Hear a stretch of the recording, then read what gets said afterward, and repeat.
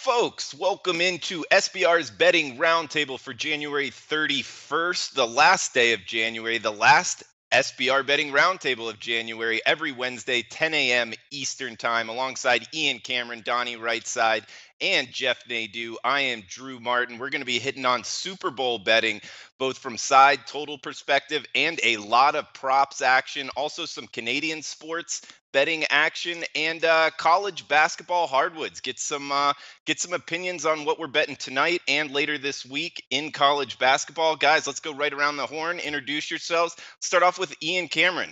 Find him on Twitter at Babano. Ian Cameron from north of the border. How you doing today, buddy? Doing good, Drew. It's a sad day on the round table. It's our last show that we talk football for a long time, probably on the round table. This is the last round table show that we've got a football game to preview for the upcoming days and obviously the weekend with the Super Bowl. But so sad with that. But we got college hoops really taking center stage now as we hit February. The push to the end of the regular season's on. Conference tournament time at the end of February into March. I cannot wait for that. I know Big Man feels that same way. The big dance in March. There's a lot of exciting stuff still coming, even though we say adios to football this Sunday.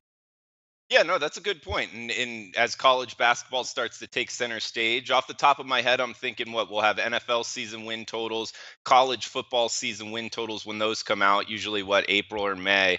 But other than that, you're right. It's just going to be CFL and maybe a little recap on the Super Bowl next week. But hey, talking about NFL, Mr. NFL, Donnie Rightside, find him on Twitter at RightsideVP. Donnie, welcome in, man.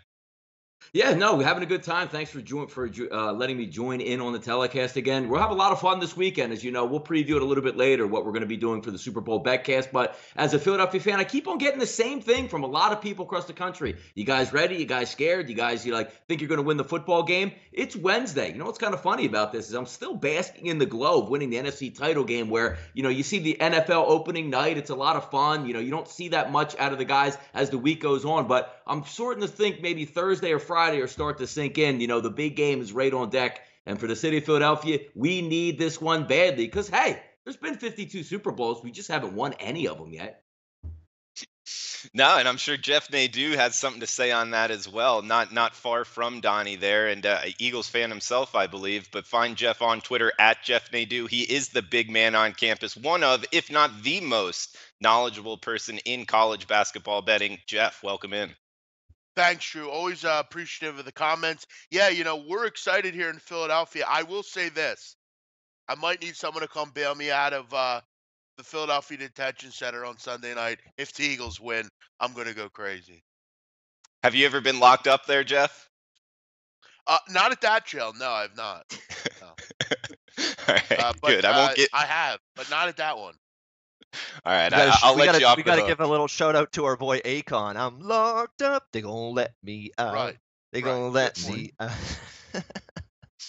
That's a good song. Whenever you're getting locked up, it's a good one to have in your head. But guys, let's get into Super Bowl betting. Wanted to start off side and total. Philadelphia Eagles, New England Patriots, -4.5, pretty much across the board right now. It has been bought down.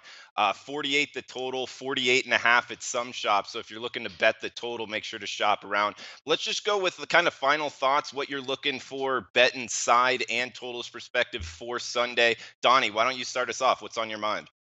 Yeah, looking at the games, we'll have some fun on the show today. Picked out a lot of prop bets. Last week we had some fun with a little bit, outrageous prop bets, some fun ones, but I zeroed in on a couple that I really like, maybe about a handful that we might be able to pick on. But as for the game itself, sometimes in the NFL you like to be that early bird that gets the worm first. Well, I was at the football game on Sunday, and from the game where the Eagles are extending the lead in the second half, you see the line blink up. Hey, opening line since the Patriots won 6.5. That dropped to 6, 5.5, 5. Now sitting down to 4.5. I made the comment last week on the roundtable. When you're looking at this line, you're more likely to see a 4 than you would a 6 at this point. And last week we were looking around that 5, 5.5 range, and that number has since dipped down to 4.5. I don't know where the value is going to lie yet because I'm trying to wait on the public here because I like to look at this game typically, outside of the box from the normal NFL season. Does, public players make a difference earlier in the season? Sure they do. But the Super Bowl is the ultimate public play. And right now the Philadelphia Eagles are sitting on 56% of those tickets. That's a little bit alarming. The only thing that gives you a little bit of comfort if you're just line reading is obviously the line opened up at 6 at Pinnacle and Chris and is now sitting at 4.5 in both places. So one would think that the tickets coming in is a good correlation with that line coming down. I'm sitting to wait out. Maybe if you get a Gronkowski coming back and it blinks across the screen, as I talked about with Jeff yesterday, maybe that pushes that line to 5 with some public money. I still haven't decided yet whether I'm going to go first half or full game on this one, but I am leaning towards the underdog Philadelphia Eagles. All right, so Donnie looking towards the underdog, Eagles plus the points. Ian, what about you, man? I know we're going to get into props like Donnie touched on, but anything for side or totals betting? I got to laugh when I hear, and I've heard this sentiment across a bunch of platforms, a bunch of shows, everybody talking about all the public's waiting for the weekend to bet the Patriots because they want to see Gronk status. What dope out there that really thinks that he's not playing? I mean, come on now. I mean, he is playing in this football game. That is, to me, a no-brainer.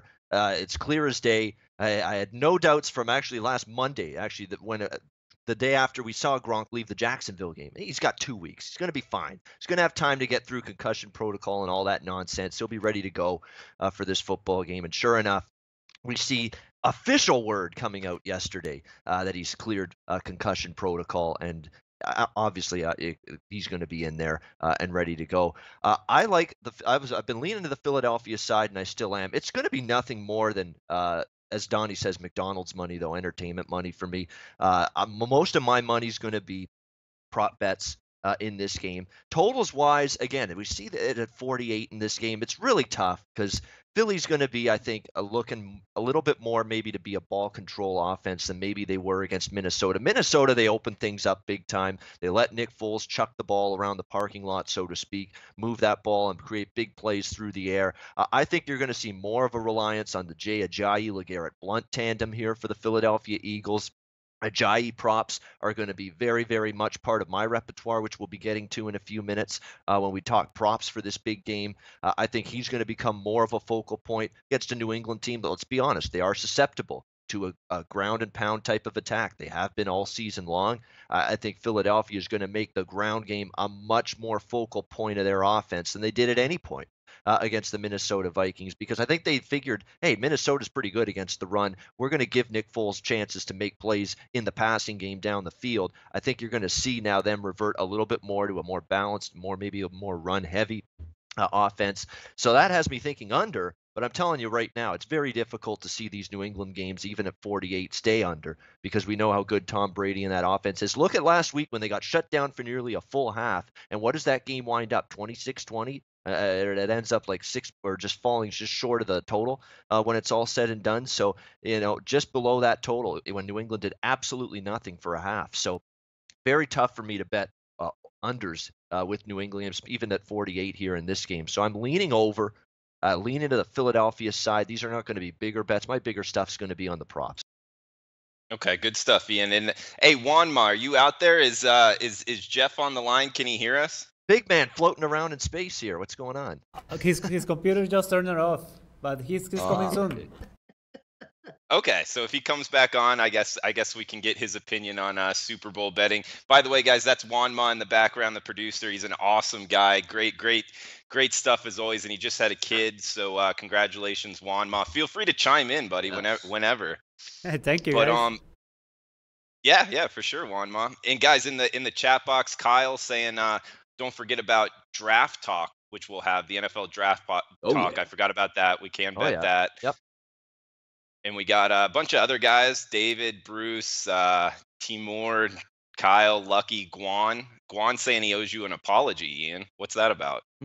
I don't know. What is that about? No idea. Guan, you got to tell me. Probably Vandy, actually. Probably the Vandy score that you had last week, saying you're going to lean on Vandy, and everybody crushed you there. Next thing you know, Vandy's a cover machine out there, Ian. People got to apologize for that comment to you. Maybe that's it. Yeah, well, I'll take the apologies. Yes, absolutely. Hey, I get stuff wrong too, though, so it goes both ways. Yeah. Like I got Rutgers wrong last night. That was horrible. I mean, I had a small play on Rutgers, nothing significant. The Twitter plays I post are smaller bets. They're not the premium stuff, but still, I bet them. And to see Rutgers just get fucking killed like they did was just horrendous. Awful. Awful stuff. Illinois, of all teams, just crushing Rutgers last night. Brutal. We got David Hutton saying wouldn't touch the over-under this game at 48. All depends on whether Bill Belichick decides to keep it on the ground. Donnie, I have a question for you, because looking at this total in the Philly defense, also, I really don't think either team plays too much up tempo, or at least the Pats in closer games. So it has me leaning towards the under. I know you know the NFL betting a lot more than me. Do you have an opinion on that philosophy and betting the under?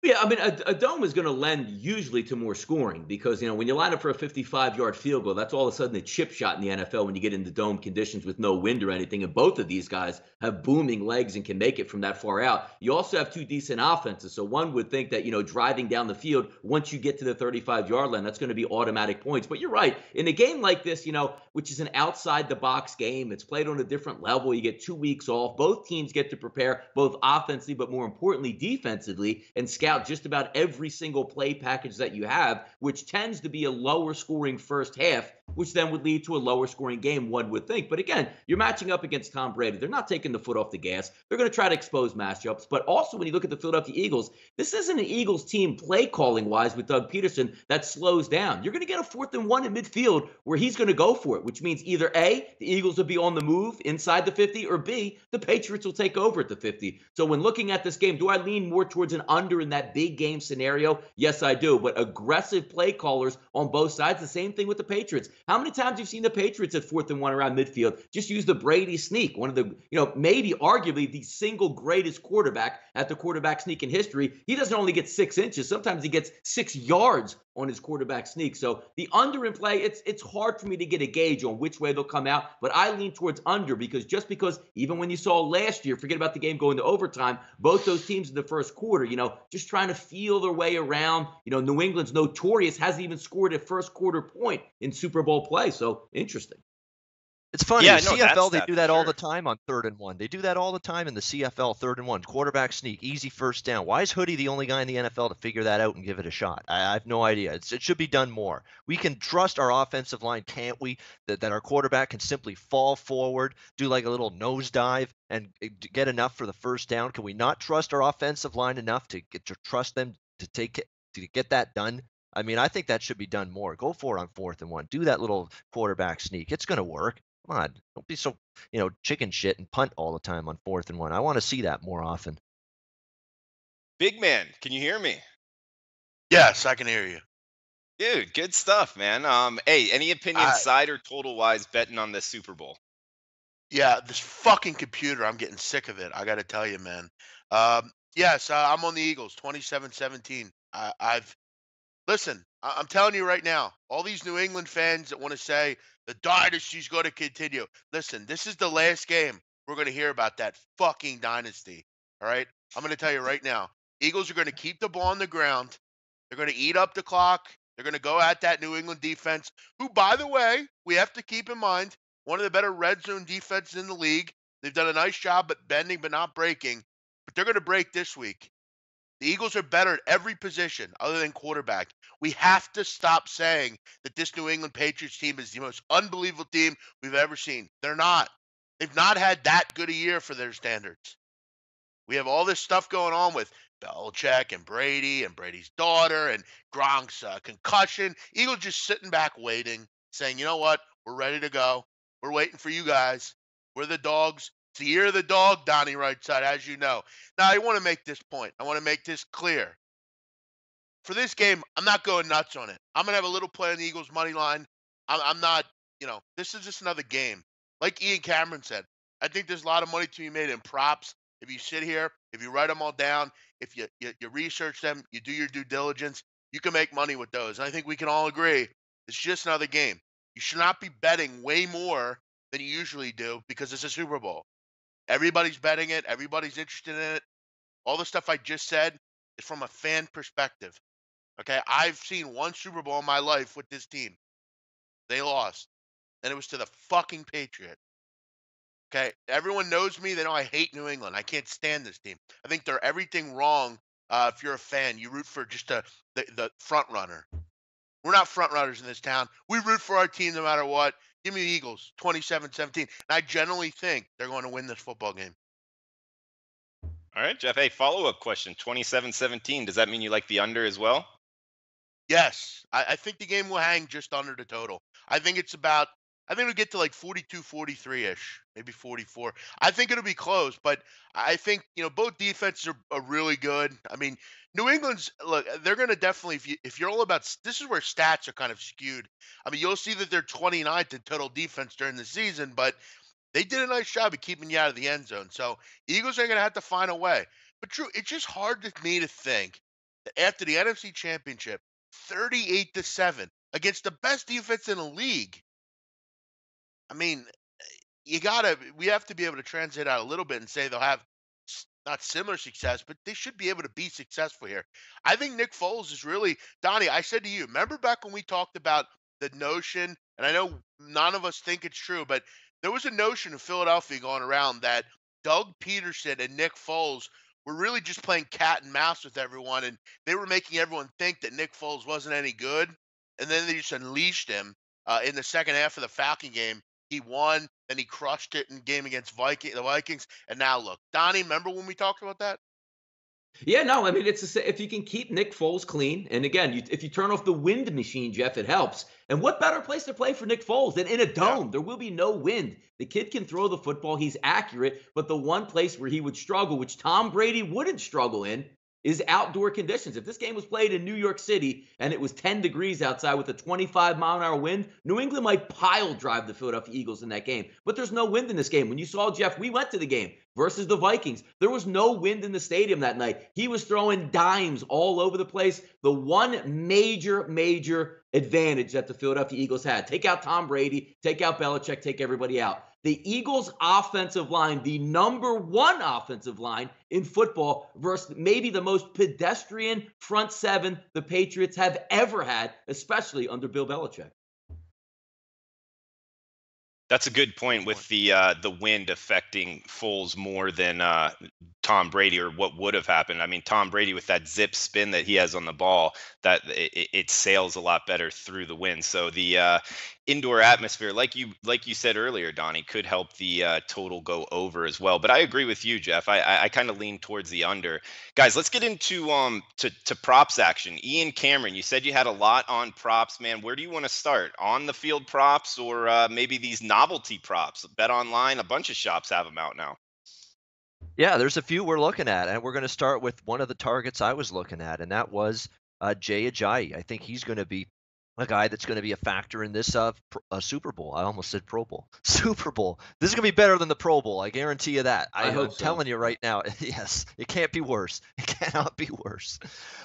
Jay Ajayi, I like the over 14.5 rushing attempts prop for Jay Ajayi here in this football game. I think he's going to get fed that ball quite a bit. I know Nick Foles was allowed to throw the ball down the field routinely against Minnesota, but I think that was the method of operation that worked better against Minnesota because Minnesota's pretty good against the run. I think New England's a lot more susceptible to the run, so you're going to see Ajayi get the lion's share of carries. Rushing yards is a good prop too. Over rushing yards for Ajayi is a way I'd look too. But I like the rushing attempts prop better because I think he's going to get those opportunities to carry the football. So we're going to go with Jay Ajayi over 14.5 rushing attempts. I talked about last week over 4.5 total sacks in this game. I really think that is a good prop to look at. I think you got two defensive fronts that are going to be more than capable of getting pressure on opposing quarterbacks, and they're going to be able to do that in this game. Going back again to New England being a slow starter in all 7 previous Brady and Belichick Super Bowls. We're talking about a New England team that has not scored a single point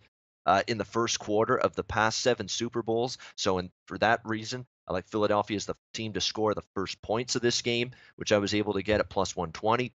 The race to 10 points prop, which you can find at Bet Online, plus 140 on the Eagles, I think is a decent way to look as well in this game. And I saw a real good long shot prop here that really stuck out to me.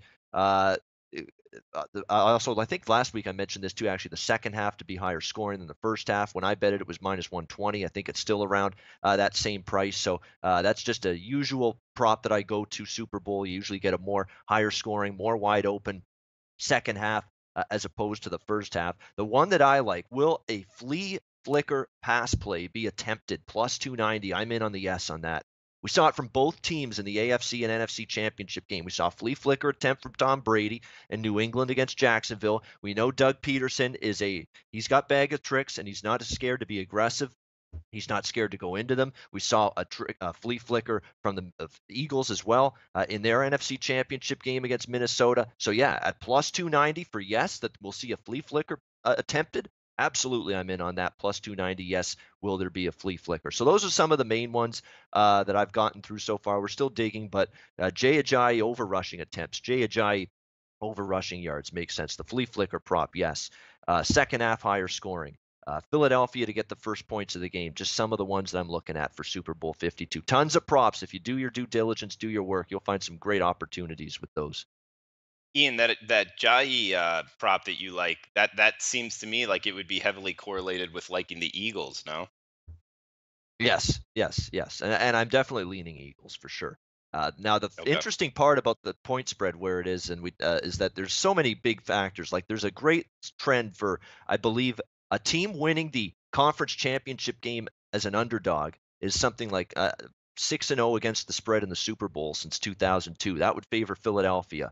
Where New England, I think they've covered 13 straight laying 7 points or less. So there's your two, contradictory trends. They're both powerful. They're both, I believe, undefeated, but only one is going to cash a ticket in this game. So you're going to see a lot of that between now and Sunday. All right, well, good stuff, man. Donnie caught me doing a little Instagram promo, man. What any follow-up as far as the props go? Yeah, I have some good ones there, but you're also, Drew, you're logged into your burner account, it appears, with SBR Drew asking questions out there. How about that? Good for you, Drew. Actually, no. That's a new guy down here in Costa Rica. His name's Oh, is Drew. it? Cool guy. Yeah, he's a cool guy. I guess what are our thoughts on the overtime in the Super Bowl? Could it happen? Yeah, I got Thanks for the actually question, have one. Drew. Yeah, I got a couple tied into that one. If we take a look at some, I gave out a couple prop bets last week. Picked out about 8 or 9 of them this week. We'll go right through them there. First penalty of the game to be a neutral zone infraction at 10-1. Tom Brady, let's just say you're the Philadelphia Eagles and Tom Brady gets the ball first out there, right? Brady's the master manipulator of changing up the play clock's running down, using the hard count. You know the key to the Eagles in this game. They have to get to Brady. Maybe Brandon Graham, maybe a Fletcher Cox, maybe Timmy Jernigan jumps offside in the one. I think you get good value at 10-1 as the first penalty of the game. Hopefully they let him play in this game. No pass interferences, no holding penalties early. I think that one actually has a decent one to hit on that. Next one is first half receiving yards by Nelson Aguilar, who figures have the best matchup out there in the game. Only 20.5 yards in the first half. Keep in mind also, folks, this game is on turf. He is the Eagles, I want to say fastest because Torrey Smith's pretty fast. Probably the quickest out of the slot. A broken tackle, he can pick that one up also. First rush attempt by Corey Clement in this game. I'm going to go with the side of no Jay Ajayi in this game and no LeGarrette Blount. 3.5 yards for his first attempt. Now, if you watch Eagles football, Corey Clement's pretty shifty out there, pretty fast back. He's the type of guy that'll get that handoff when it's 3rd and 7, since he's the third down back. Maybe getting a draw play to try to sneak up on New England there, picking up maybe 4, 5, or 6 yards. He's not going to be that high volume runner where you expect him to get the football on first down. More the sneaky type. So I'm going to take that over 3.5 total points in this game. If you like prop bets in this one, and you always say, how many times do we hear this, guys?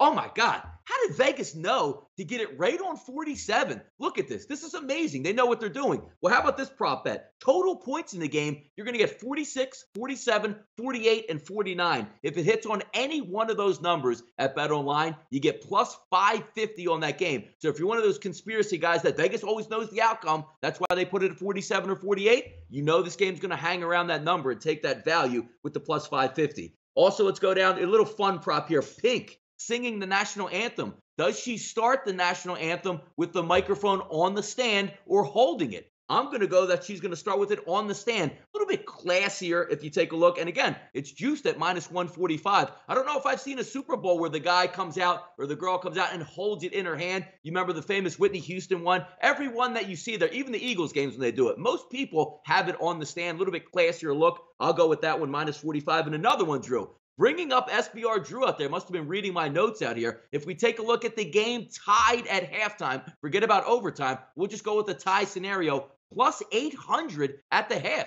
Could very easily see 10-10, 14-14, something in that range at the half. Good value at plus 800. And probably my favorite one in this one, either team to win the football game by 3, 7, 10, or 14 points on that number. That plays plus 170. How many times have we seen a team down 10 points? Oh, you got to kick a field goal to make it within 2 scores. Or if you're obviously down 7, you're either going to score and tie it up, or you're going to lose by 7. I think there's some good value in those props there to have a little bit of fun with. I like it, Donnie. Man, that pink one, the That's microphone one, I stuff, like yeah. that. Yeah. Yeah, and also the neutral zone infraction. That you said that was a 10-1. Neutral zone infraction is the first penalty of the game, not just getting a neutral zone infraction. Must be the first penalty of the game. That's 10-1. I like that one too, man. I think with Tom Brady and Aaron Rodgers in a Super Bowl, that prop in particular has got value because Tom Brady and Aaron Rodgers are the 2 quarterbacks that are just experts at getting the defense to jump, just experts at it. And yeah, that's worth a shot at that price. It's a good price. And man, just like the fine print there with that neutral zone infraction, would like just defensive offsides qualify? It's defense. I think I don't think I can go back and check, but it must be a neutral zone infraction. I don't think that qualifies as an actual false start. So it must be the defense jumping off sides or any jump. Yep. Like you could be on the punt return team where they run a fake punt and you jump off, or you try to get somebody to jump off sides and it's a defensive call. As long as the defense has a neutral zone infraction, you'll get that as the first penalty. Okay. Yeah, and it's important to know that little fine print stuff as well. BMOC, that was good stuff, Donnie. BMOC, anything for you props wise? Nope. The sound of silence. Big man's talking. We Yeah, can't. Just hear saying, when does the college Uh, basketball there section we go. start? Go ahead, Big. No, I have mostly ones before the game. I don't really. I have 2 during the game, but mostly before and after. So listen in. These are very studied props. Okay, I put a lot of work into these. Um, will the Dilly Dilly commercial be played before the first touchdown? I don't have any reason to think it won't. I mean, this is one of the most popular commercials in America right now. You have a connection with the Eagles. They've been heavily involved with this commercial. I'd have to imagine Bud Light, the Super Bowl. I mean, how is this not one of the first commercials played in general? It has to be played on a commercial. Minus 145. New England, we know they have some trouble scoring in the first quarter. Maybe the Eagles do as well. Maybe it's a little slow going on. I think that one's a really good one. That's one of my favorites. Um, Donald Trump tweets under 5.5 times during the day. That does not include retweets. Donald Trump, if you look at his Twitter account lately, since January 20th, he's been fairly slow tweeting. A lot of retweets. Did have a few tweets recently with his State of the Union, but he's not a big football guy. I maybe could imagine 1 or 2, but I think lately he's been fairly slow with his Twitter account. That's at minus 120. I think 5.5 is a little too many. These 2, you have to lay some money to make money, but I mean, you got to look where there's automatic money in this game. Some of these props during the game are a little less. You got to put a little more work in. You got to have a lot of things happen. Will Doug Peterson be shown during the national anthem? I mean, is that not a foregone conclusion that he won't be shown? Also, Bill Belichick being shown. I mean, why won't they? I mean, they show everyone during the national anthem. They'll show Pink for a lot of it, but I can almost guarantee both of the coaches will be shown. This one you got to lay a lot, but I don't see it happening. I don't see any single possible way. Britney Spears will not appear with Justin Timberlake during halftime. There's absolutely no fucking way that's going to happen. I think they hate each other from what I've read. Trump's not mentioned during the broadcast. Don't see any reason he would be. I'd imagine it's a close game. I don't think that's a slope they want to go down. I don't see any reason he's mentioned. And then during the game, Fletcher Cox over a half a sack at plus 250. I mean, I think that's a bad play. Donnie's mentioned the offensive line for New England. I think we all know it's not great. I mean, they can get to the quarterback here. Fletcher's a great player. Even a half a sack, he's involved with another one. It's a push. We got our money back. But I definitely think he can grab a sack here, plus 250. And then Nick Foles, Gabe Morency and I talked about this one. I believe he's at over 2.5 rushing yards. Seems a little low for me. I could definitely see Nick Foles maybe getting out there for a 5-yard gain on a broken play or something. Nick Foles is not completely, a statue. I don't think he's Tom Brady and just going to go down. I think he'll fight for a couple yards at least and get 2.5 yards. Good. BMOC, I have a follow-up question for you. You said with the Trump tweets, what about Trump mentioning the Eagles in a tweet first at plus 200? No way. Well, I would say no way. yeah, I don't. Wait, I'm not sure that he'll mention like either team. I think if he does, yeah, he might go alphabetical. That's a decent point. I don't. Nah, If he's but he's boys with Belichick and Brady though. Wouldn't they be first?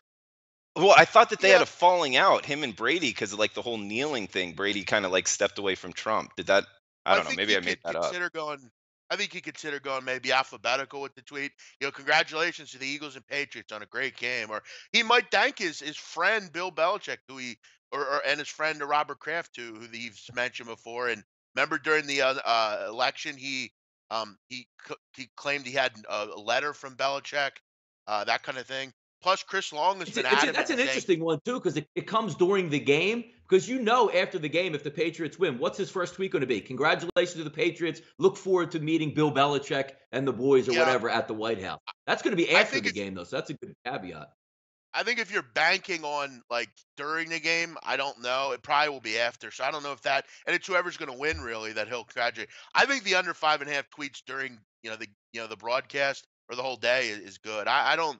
He's definitely tweeted a lot less lately, so that might be one. But the Doug Peterson and Belichick ones, they're low odds. You got to lay a big number to get them, but I don't see any reason they're not shown. I mean, who are you going to show during the national anthem? You're not show Pink the whole time, They but usually show the quarterbacks and the head coaches. I mean, that's usually a yeah, given. You're yeah. going to see them show up on camera when the national anthems play. There's one that's actually interested me if you're into the solo and assisted tackles on the Philadelphia side, kind of like the over 4.5 for Michael Kendricks combined tackles in this football game. He's a guy that's going to be asked to cover some of these throws to the running back that Brady and the Patriots love to do so much. Dion Lewis and company. I could see, and Kendricks very good in terms of tackling in space, that kind of deal. He's a really good linebacker from that situation. So over 4.5 for Michael Kendricks combined tackles. That's one I think that's worth a look too. Hey, just to read the fine print to you, Jeff. It's first team mentioned in a Trump tweet on February 4th. It counts the whole day from @RealDonaldTrump Twitter account. Yeah, Retweets do not count. I think you have to basically. I mean, it's really about whoever you think is going to win the game because if New England loses, I can't think he'd be that ridiculous to not shout the Eagles out. I mean, I think it's whoever's going to win, but you never know with him. I don't know, but if New England wins, they'll definitely win that prop because he's claimed his friendship with those guys. So if you think the Patriots are going to win, then I would probably bet that as well because he's likely to tweet it. Yeah, that was an interesting one, and neither's plus 165. What'd you have, Donnie? Yeah, another interesting one BetOnline had. I mean, you see a lot of these games, the way they're closed out. You saw it in the NFC title game, the last play of the football game to be a quarterback rush. That doesn't mean he's going to run the football and slide down and the time's going to go off. That means they have the football after stopping a team and taking a couple knees because you have no timeouts left at minus 155. It's not a bad play because you see the majority of football games end with one team with the football running it out, just taking a knee. Yeah, that's a good one. We also got Thomas in the chat box saying props, sucker bets, concentrate on game winner. I disagree, Thomas. I think with all these props, you can really get an advantage. Like Jeff was talking on earlier, man. If you research it, you can get ahead of the odds makers. You guys agree?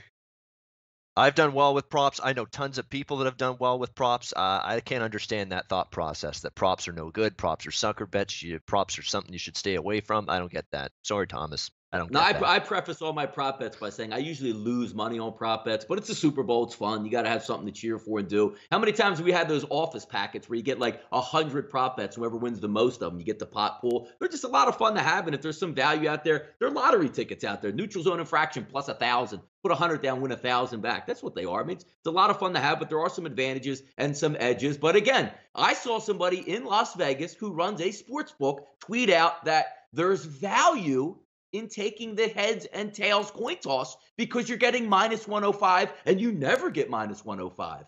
That's what we deal with. Yeah, that's a little ridiculous. Hey, Jeff, I got a novelty. That's an actual tweet. Yeah. Yep.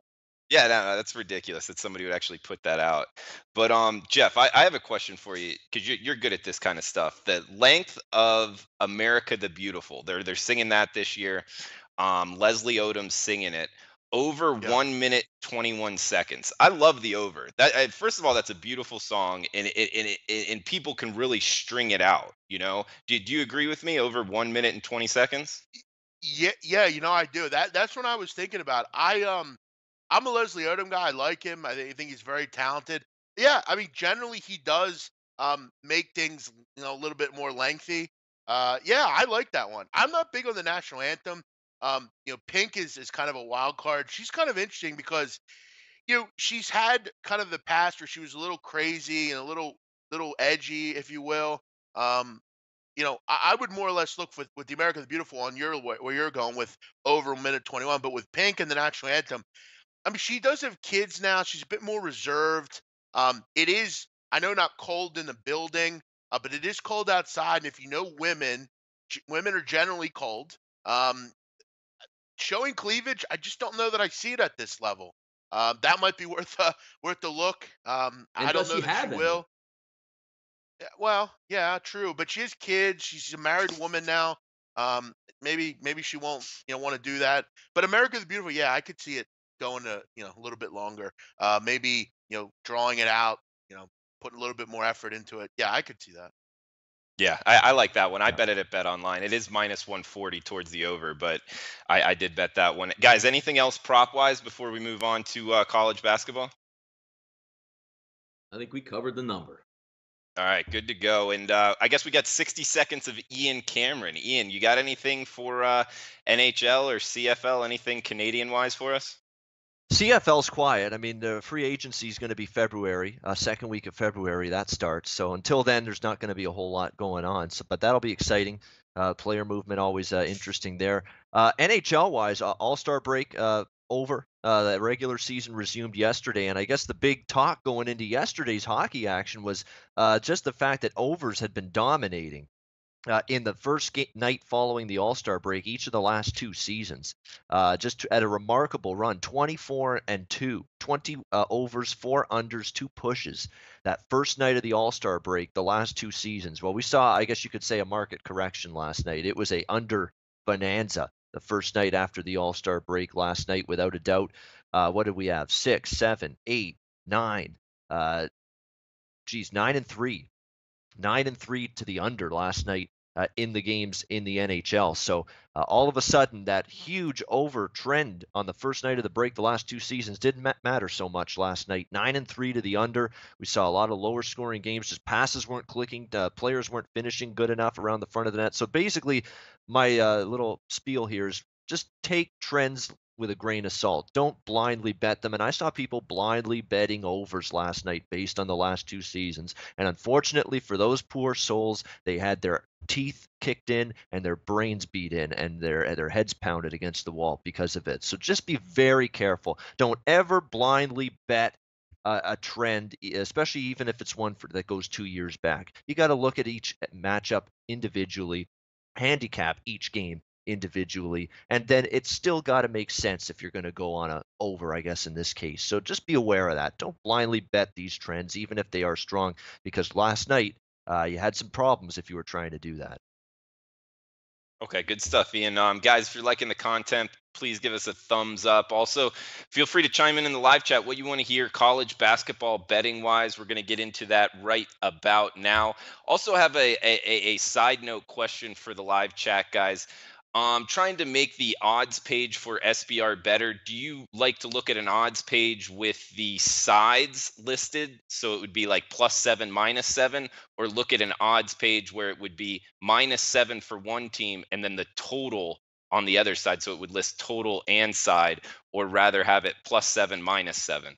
Donnie, do you have any opinion on that when you're looking at an odds page? Would you like to see the total there at first glance? Yeah, if I'm just looking at it straight up, I would like to get both the numbers right away because it's pretty easy to decipher who the favorite is. I mean, obviously, if it's -7, it's lined up against, UIC or whoever it would be, you would know. I actually like that a little bit better, yes. Jeff, do you? Yeah, I actually think that's the one issue I have with SBR odds. I love SBR odds, but the one, the thing is, it's fairly irritating having to go up and change it. But yeah, I would love to have it changed. I think that's a great idea. Totally Okay, agree. and Yep. Ian, yeah, probably make it 4 for 4. Yeah, that's what I'm trying to get at. If you guys in the live chat have any Yeah, sides and totals, total and side. Thanks, Bruce. Thanks, DJ. Yeah, feel free to chime in on that, guys. Get a little bit of a sample size here, so we can maybe improve the SBR odds, which we're trying to do right now, guys. We're going to be talking Louisville, UVA, Virginia Tech, BC. Anything else we want to throw out? Also got best bets coming up, but man, arguably the most knowledgeable college basketball handicapper there is, Jeff Nadeau. Any bet on or fade teams you want to throw out there, college basketball wise? Yeah, Donnie Johnny just mentioned them in his UIC. Listen, UIC's my group. I like this team. Over the last 8 games or so, the big thing with them is Ian Cameron. I think I've talked to you about this. UIC, Tarkus Ferguson, their point guard. He's huge for this team. Really gives this group like really everything they need. He's a good assist man. Get to the hoop. Great defender. Their defensive numbers have been sparkling since he came back off injury. They've won 7 of 8 with him in the lineup, and this team is 8-2 against the spread in conference. A lot of the time, you look at the bottom of this league, they're just not. The teams just aren't very good. You're looking at Youngstown, Cleveland State, IUPUI, Milwaukee, those kind of teams. Detroit. They've really handled those groups, and I think they can be competitive coming up against some of the better teams. They're definitely going to get points against Oakland coming up here. I like the way they play defense. They're a good foul shooting team, and they've been very good in conference. They're a team that last year made me a good amount of money. I kind of came off them because they lost one of their better players last year. This year, same thing. Everybody's back healthy. UIC, worth the look. They've been very good against the number for me over the last several weeks. And as far as a bet against team, um, I would probably continue to go against Fordham University. I mean, they're a team that they just don't travel well. They have no sense as far as against some of the bigger teams in this conference. They just get blown out. Offensively, they're I think 348th in the country. They don't rebound the ball. I think they're in the 340s in in that level as well. And look, in conference, if you can't rebound the ball and score, I mean, you look at this team. Last 5 games, 45, 46. 58, 59. They just don't score. And look, to score, you can't score and rebound in this game. You're not going to win. Defensively, you've had some trouble. Um, Fordham, I'd bet against. I think they're 5-12 against the spread. I'd have to keep fading that group. They're just not any good. So looking to fade Fordham. I'll look into that one. Thanks, Jeff. Ian, anything bet on or fade for you? Just a fade for me, and it's actually a fade that we'll be going back to this team actually when it comes to best bet later on the show for today. But I'm really not liking what I'm seeing from the UConn Huskies right now. It's a team that's definitely got their share of problems. We know about the investigation now that's going on, player recruitment violations swirling around this program. It's not a very good basketball team to begin with. It's an injury-riddled basketball team. Terry Larrier being out's really hurt this team. They've really got two guys that can score for them, Vital and there's James. And if you shut those two guys down, UConn's not doing squat offensively against you. Defensively, it's come and gone for them. But to me, the real concern for them is the fact that, with that swirling around, they just absolutely shit the bed the other night against a Temple team that had been previously, before that game Sunday night, they had not covered a point spread laying 6 points, 5 points or more this season. Not one Temple had covered until they beat up on UConn the other night. That's a bad sign, if you ask me, for this Huskies team. I don't like the direction they're trending in. Kevin Ollie's saying all the right things, all the lip service, saying, "Oh, we're just going to keep trying to play hard, grind through the rest of the season, maximize their potential." There's no potential to be maximized here. It's not a team playing good basketball. It's been one of the weaker UConn teams in recent memory, and I think they're a bet against squad moving forward, including tonight, which I'll get back to for best bet later in the show. And by the way, I got to go on one thing here. I'd really like to sit down with some of these so-called sharp bettors in college basketball that keep fading Nebraska 9-1 against the spread in their last 10 games on a regular basis. That would be my bet on team, by the way, Nebraska. 9-1 against the spread the last 10 games. That keep betting Virginia games over the total like they have so far here today against Louisville. Just sit down to them and say, you got nothing better to do with your life. You got nothing better to do with your time or your money. Like, what are you doing? What could you possibly be thinking doing this over and over, game after game, when you're getting your brain beat in every time? Betting against Nebraska, betting Virginia games over the total when they've been under machines game in and game out. Love to just sit down with those people and say, hey, man, what's up? What are you doing? What are you thinking? That's all. All righty. And Donnie, what about you? Any bet on or fade teams? Yeah, I'll go with one apiece. I'm going to start with the fade team, which, I like to see things that are just in my memory from just a few days ago or last night. I see Ian put out a tweet yesterday, and I see one of his plays is going to go with his Rutgers plus the 6.5. Even talked about it with Big Man. We're saying, you know what? Illinois is an awful team. I've watched them play multiple times. The only way they score, basically, is getting turnovers through pressure. So the whole premise of the game was built off of. And again, I didn't bet this game, but still liked it. Looking at the Rutgers game, saying, you know what? If they don't turn it over, they don't just egregiously turn it over, they'll stay in the game. And who is Illinois to lay 6.5 in a basketball game? Well, fast forward last night, they get dropped by 30 on the road. And the same thing I told the Ian before the game, keep the turnovers down, you have a shot. They turn it over 25 times in the basketball game. Now, looking at them going forward, first of all, let's go backwards. Lost 4 straight. They have 7 Big Ten games left. They're not going to win any of those Big Ten games. And again, getting back last night, turning the ball over at an egregious pace of 25, losing to Illinois. You didn't go in and play Purdue. You didn't play Michigan. You didn't play Michigan State on the road. You played Illinois on the road, which is awful, and lost by 30. That's one of my teams going to fade down the stretch. They can't score to save their life out there, and they turn the ball over. Want no piece of them. Bet on team for me. Looking forward, just the way it sets up in Conference USA. How about the ODU Monarchs in this game? Tough game coming up with Middle Tennessee State, but after that, they play that soft underbelly of Conference USA. Should be able to whack up some wins. Good team, plays great defense, turns the ball over, and gets to the free throw line. Might be a little bit of a buy-on team for me heading down the stretch. Good stuff there, guys, with the buy-on and fade teams. Jeff, a couple follow-up questions for you. In the chat box, we got SBR Drew asking, Auburn, how far do you think they could go in the tournament? They look like an exciting team. Listen, I mean, I think if they can, and now this is a very much a long shot, but I mean, I mean, if you want to debate me, we can debate. If they win out, which I think it's fairly unlikely, and they go through and win the SEC title, how can they not be a 1 seed? Really? And they're 19-2, and they would run the gamut in this conference.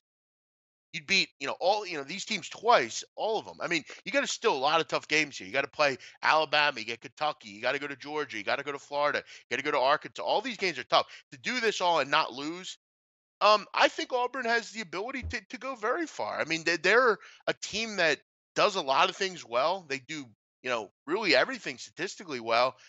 They're kind of a chip on their shoulder. They've done it all without 2 of their better players and one guy in Austin Wiley who was a ballyhooed a commitment there. I mean, it's hard to believe that Auburn basketball could be a number 1 seed, but I don't know how you overlook them if they run the gamut here in the SEC and then win the SEC title. And the SEC is a pretty damn good basketball conference, top 3 in the country. I don't know how you could argue that if they don't win, they're not number 1 seed. I know the other teams will get, the shot over them, but I don't know how you can overlook them. Do I think they're going to go far? Yeah, I could see them going to the Elite 8. They're just one of those teams, though, that are a bit of a Cinderella team, unfortunately. I don't know. It would take a lot, but we can't argue with Auburn. Facts are facts here. Okay, and we also got a question on Iona. Do you have any opinion on that team? Well, I think Iona is always a good team to look at in the MAC. The problem that they have here is, look, always is the issue defensively. I mean, this is the team off a game they give up 103 points to the Stags of Fairfield. Listen, I don't know. I mean, they have good guard play. I wonder about their front court. Tim Cluse is a nice coach, but they always seem like they have the same old problems. And this year they seem to have the same problems. For me, I look more towards, maybe Niagara, Canisius. All those teams have defensive issues, though. You need to find maybe a team that just gets hot. But Ian, I mean, I know you're a MAC guy. I wouldn't be surprised if Iona ran the table in the MAAC. It's always possible. They're not one of my favorite teams, though. You never discount them, but I don't think this is as good an Iona team as they've had in years past. I think they've had better players. I think they've had just better offense at times. I mean, this offense even at times has been shut down. Even against a home game against Siena recently, this team struggled to score points in that game. So I don't think this Iona team's as good. I would honestly look at a Niagara or Canisius ahead of them. I really think either of those teams can win this tournament. This conference tournament probably is wide open, but I really like that Niagara backcourt. I mean, they're fantastic. Dukes and Scott. They were tremendous against Canisius on Saturday. Just blew the doors off Canisius, hung over 100 points on them. A Canisius team that was red hot going into that game. I actually think Niagara can win that conference tournament. I think we could see the Purple Eagles dancing. I like Chris Collins, the coach there, has done a good job. So it's a situation here where I think Niagara definitely a team to watch out for, a dark horse in the Metro Atlantic. Guys, we got 727, 728 Louisville versus Virginia tonight. ACC tilt looks like on SBR odds right now. 124.5 the total, up to as high as 125.5. Looks like Virginia's laying 9.5 at home. This is an interesting game to bet, especially from a totals perspective. Always tough to bet Virginia games over. Donnie, do you have any opinion on this ACC tilt?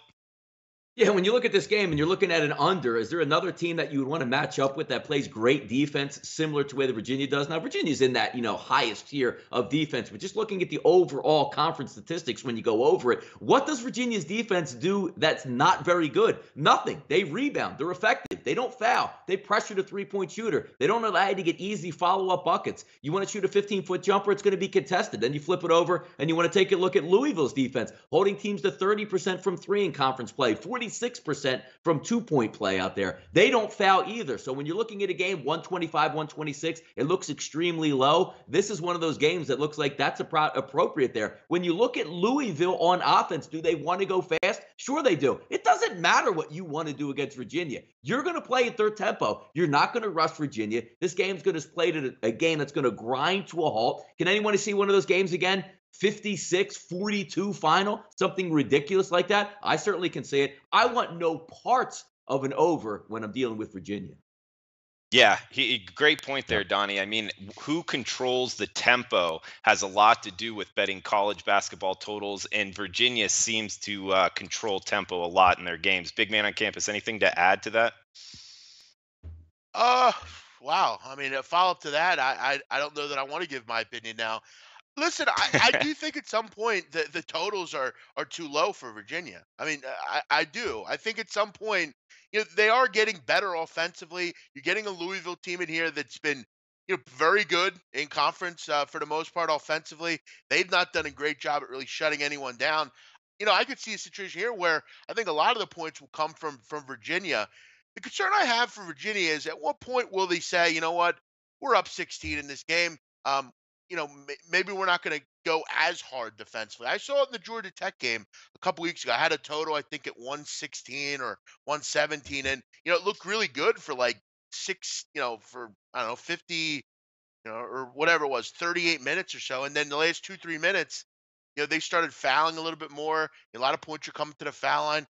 I think at some point, I told you, Drew, I feel like at some point these totals are just going to be a little too low. Everyone seems to be all over these. Both these teams, very good foul shooting teams. And it's a shame, Donnie, if you get a ref in here like Teddy Valentine tonight, he calls more fouls than normal. This one's going over the total. You're getting a real low number here, and that's a bit of my concern here. I'm going to stay away though, because I'm not stepping in front of Virginia on a side. But at 125.5, it's only went up, which is interesting. Usually these totals are going down. Looks like sharp money, and whatever you think about sharp money, it looks like they're betting overs. But we know, Ian, they seem to always do that. For me, I'm going to pass on this one. And Ian or Jeff, a follow-up question to what you were hinting at with the refs. With college basketball referees, that's not public information, right? It's not, but there is a common.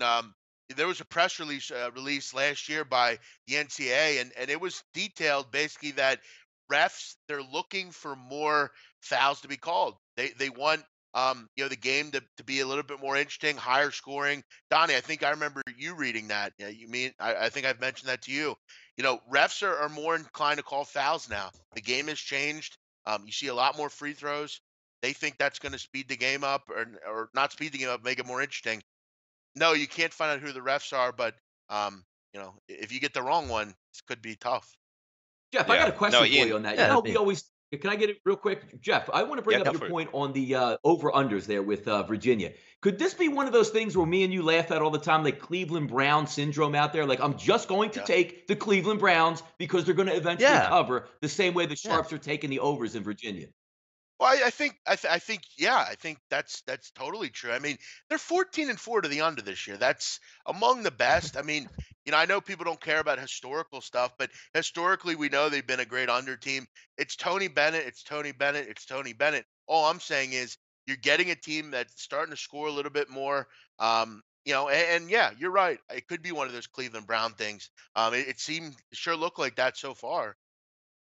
Same with the people betting against Nebraska, like they did against Iowa on Saturday. Iowa took a ton of But money on Nebraska, Saturday against Nebraska, and Nebraska I wins think and covers. They take the Wisconsin game real quick. Monday, and the Nebraska wins again. Yeah. I think quickly though. I think every night we look at Virginia, we say that game's going under. Ian Cameron, you know what's amazing? I don't believe in Nebraska. I still don't. I don't think they're a top team in that conference. I don't trust Tim Miles. I don't think they're that good on the road. They've been really good though. For me, I've stayed away from them. I haven't really bet against them at all, but I still don't trust Tim Miles. And that's pretty interesting because they've been really good, and you got to give them respect. But the other night, I would have took Wisconsin. Well, if I'm a Wisconsin Badger fan, by the way, I'm demanding my money back if I was at that game in Madison. That was a piss job. That was a pansy performance as far as I'm concerned by Wisconsin in that game, melting down in the second half. They're basically urinating on the legacy Bo Ryan built there. I mean, it's not good right now, the Wisconsin basketball at all. Just a bad team right now. You got nothing there outside Ethan Happ, but that's another story. Getting back to this game, going to keep it nice and simple here. I want no part of Virginia over the total right now. Here we go again. People betting Virginia over like they have time and time and time again. I want no part of that. If I'm betting this game, I'm looking at the under. I'd be careful laying the points, though, with Virginia here in this spot. I mean, you're coming off just a massive road win against Duke, a satisfying one, just a huge win for this program. This could be Clunker City tonight from Virginia. If they're going to throw up a clunker, this could be the spot they do it in. So I'm not interested in laying the points tonight. Guys, we got another game here. Virginia Tech versus Boston College, staying in the ACC. Any opinion on this one? Ian, you just right back at you. Virginia Tech, Boston. I know Boston College has been capable at times on this home court. We remember they had a home win against Duke earlier in conference play, but they're so very, very erratic, this Boston College team. That's not a team I fully trust. Virginia Tech laying points on the road is not something I'm overly excited about, even though they did have a nice win against Notre Dame. But that's a Notre Dame team that's just being held together with duct tape and glue at this point with all the injuries that they're going through for Mike Bray's squad. So I'm not sure I put a ton of stock into that win for Virginia Tech. So I don't trust either team in this current point spread range, so I'm passing. Okay. And I didn't read off the spread in total. We got 757, 758 on SBR odds. It's a 9 o'clock Eastern start. Looks like 2.5 Virginia Tech is laying on the road. 155, 156 the total. Jeff, any opinion on this ACC tilt? Yeah. I mean, Boston College has had a great home atmosphere this season. It's real tough to go on the road and win in this conference. It just is. Saw it last night, UNC, that kind of game. Boston College is 11-1 at home. I like Virginia Tech on offense. The problem that they've had is they really can't get any stops defensively, and that's because of the way they like to run. They like to get out in transition. They like to be in the open court. I'm not sure Boston College is going to give up much there as well. I think you look at them. They've struggled defensively in conference as well. I kind of like the over. I mean, it's a bit high, but it has come down a little bit to that 156-ish range. Both these teams shoot the ball particularly well. Both these teams make their foul shots. Both these teams can hit you from three as well. Yeah, I kind of like the over here. I think it'd be a pretty high scoring. Could see a game in the 80s here. Okay. And Donnie Rightside, any opinion on VT versus BC? Yeah, one of those interesting ones. When you first glance at the line, you see only maybe 2.5 at this point. So you want to lean towards Virginia Tech, but we've seen it time and time again. Tough to go up to Chestnut Hill and play BC at home. The one thing that BC has a little bit of an advantage here, if we're talking about the 3-point stripe, 39% in conference, the best 3-point shooting team in the ACC. Going up against the worst, 42% Virginia Tech gives up. And the good thing about that is it's not like they give up only a couple of them there. They average giving up about 42% of their total shots from 3-point range. If we take a look at BC, folks, they like to shoot 43% of their offensive shots from 3-point range. They have a nice advantage there from the 3-point line. Good stuff, guys, in college basketball. Almost 200 people watching live right now on YouTube alone. We really appreciate it, guys. Please give us the thumbs up, the like button, and real shout out to the live chat. It was live today. Mostly good stuff. We appreciate it. Donnie Rightside, Jeff Nadeau, Ian Cameron. We got best bets wrapping up the show right now. We'll go right around the horn. Ian Cameron, lead us off with best bets. Find him on Twitter at Babano. Yeah, UCF Knights -5 against UConn. I don't love laying points usually with the Knights. Central Florida, it's been a grind for them. Obviously, they missed Taco Fall, but even without Taco Fall, from a defensive standpoint, last 5 games, UCF still allowing just 39% shooting, 60 points per game, 27.8% from three-point range. I don't trust UConn to do anything offensively here. Anything whatsoever. I mean, this UConn team, look at their recent games: 49 at Memphis, 61 against Villanova, 63 against SMU, 57 against Temple the other night. And on the road, I mean, the last 2 road games at Memphis, lose by 24, lose by 28 at Temple. This is a get-well game for Central Florida. They got waxed by Wichita State in their last game, 81-62. No shame in that whatsoever. They can bounce back here and win this basketball game. They faced a tough schedule. It's also a revenge game. They lost at UConn on January 10th, 62-53. UConn, I don't trust them to stay close on the road. I think it's a program that's spiraling downward now, even with the investigations going on them right now. So let's go with UCF here, -5. That'll be the best bet for the roundtable this week. Okay, and shout out to DJ, Walter, Juan, Thomas, Russell. Thanks for the shout out, guys. Bruce, Steven, good stuff in the chat box. Jeff, I have a follow-up question for you. Just a quick analysis. UCF, UConn tonight, and how much do you agree with Ian? And how much does Taco Fall hurt this UCF team? I think Taco Fall hurts them defensively tremendously, losing him. I don't know that there's a more dominating player on defense in the country than Taco Fall because of his, unbelievable length. I mean, I'll say this again. He's one of the top 40 tallest people in the world, let alone in basketball. He's an absolute giant, and he basically rails off any kind of, chance of penetration inside of the lane. You don't want to go in because you're not gonna. It's not gonna end well. You're going to get embarrassed if you try it. His arms are much bigger than everyone else's. He has a reach that no one else has. I heard a player one time mention him coming at them, and he couldn't believe how quickly his shot was altered because just how long his arms are, and he can just put his arms out higher than everyone else. He's really difficult to defend, and that's what I think UCF what made them go. You look at the last game they played in against Wichita State. I mean, they got boat raced. I mean, they couldn't defend at all. And Taco Fall's an important player. That's why I've talked about maybe overs a little bit more with UCF due to the fact that he's such a great player on defense. It really just affects. You're not getting anything at the rim with Taco Fall in there. Factor that in also. BJ Taylor back. He obviously adds a little bit of an offensive threat. I'd be looking more overs, but yeah, I think he's incredibly important. And I like Ian's play. UCF is, a better team than UConn, and this UConn team just can't get out of their own way. You want to get them into shooting jump shots. UCF will be able to do that in the half court. I don't trust UConn. I mean, they have a lot of stuff going on right now. Yeah, BJ Taylor is the best offensive player on the court in this game on either team. There's no question about that. I think he's the difference maker. If it's close late, UConn or UCF can pull away because Taylor can make shots. I don't think anyone on this UConn team, especially against this defense, can. And I think Jeff's point about overs with UCF is a good one. They've cashed 2 straight overs. Total's been moved up from 118.5 to 123 in this game. So people seeing that same thing. UCF may be transitioning a bit into more of an over team now without Fall and with Taylor back. Good stuff, guys. Shout out to Timur in Kazakhstan. Is that right? Man, that's pretty awesome. Kazakhstan, yeah. Kazakhstan. There we go. Can't even pronounce it. That's how known it is. But Jeff, what do you got for best bets, man? Come on, Drew. You don't know where Kazakhstan is? Come on, man. I'm guessing it's Drew. You're near college. Russia. Yeah, the capital is Astana. And they have good vodka, I'm guessing, as well.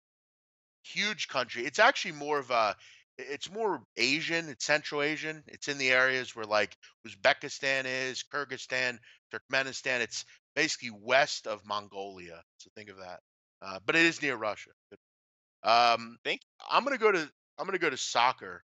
As many know, I like to go to soccer on on these kind of days. A hit with Liverpool last week. Let's go back to the Premier League again, and let's go with a total here. I'm going to go total goals in this game. I'm going to go over 2.5 in Leicester City Everton at plus 120. Nice little plus money underdog here on the over. Don't really know that I understand this. Both these teams are very attacking minded. Everton's recently added 2 strikers to their arsenal finally. They have a little bit of a goal scoring threat. They've had a miserable run lately. They haven't played well. I'd expect them to go for it, especially against a Leicester side that has and do have the ability to give some goals up as well. Both these teams fairly attacking minded. I'm going to go over 2.5. 6 of the last 8 meetings between these two have gone over 2.5. I think the situation fits for an abundance of quality on both sides here. Give me over 2.5 in Leicester and Everton at plus 120. Plus 120 over 2.5 in goals. Leicester City versus Everton. He's Jeff Nadeau. Find him on Twitter at Jeff Nadeau. Before was Ian Cameron on UCF minus 5. Find him on Twitter at Babano, his work at sportsmemo.com. And we got Donnie Rightside. Find him on Twitter at RightsideVP, his work at DonnieRightside.com. Donnie, what do you have for best bets? Yeah, I'll keep it simple here. I'd like to step outside the box. We're going to go NCAA action tonight. Forget about the Super Bowl. I think you can win some money on a game tonight. We're going to go 769, 770. I'm going to give the line out at the line that it is now, not what I actually got it at. So we'll track it all the same. We'll keep it real. If we take a look, we'll go Mountain West action here. Colorado State and Wyoming. Why is this game important to me? Sometimes you have to sniff around and find out, because to me, maybe not other cappers, injuries matter, especially to really good players on your basketball team. In this game for Colorado State, as you see, Prentice Nixon will miss another game, the overall best player, and also J.D. Page broke his hand a game ago. He will be out. What does that mean for us here? 5 games ago, when Wyoming matched up with Colorado State, those 2 players combined for 30 points. On the season, combined player minutes for these 2 guys, 65 minutes a game combined. Both of those guys will be out. If you're reading the tea leaves with Larry Eustace out there for Colorado State, he's already talking about the conference tournament. Look, we don't want these guys injured. We're not going to win the conference. We can't even get a bye in the first round of our conference. Let's lay back, let's get healthy, and let's make a run in the conference tournament. Not the same for Wyoming, still fighting for position, still trying to fight for a bye. I think they're the better overall team, but anytime, folks, you're going to take the 2 best players off a team and both ball handlers. We're not talking about a big in the middle or a power forward. We're talking about the guys that handle the ball the most. They're going to be a short bench in this basketball game. Wyoming's the better team. I got it at 3.5 early this morning. It's already up to 5. Take it at 5. They should win this game by double digits in this one. One team playing for nothing, which would be the Colorado State Rams in this game. 2 best players out. Don't care if it sounds square. Take it at 5. Should have some money in your pocket.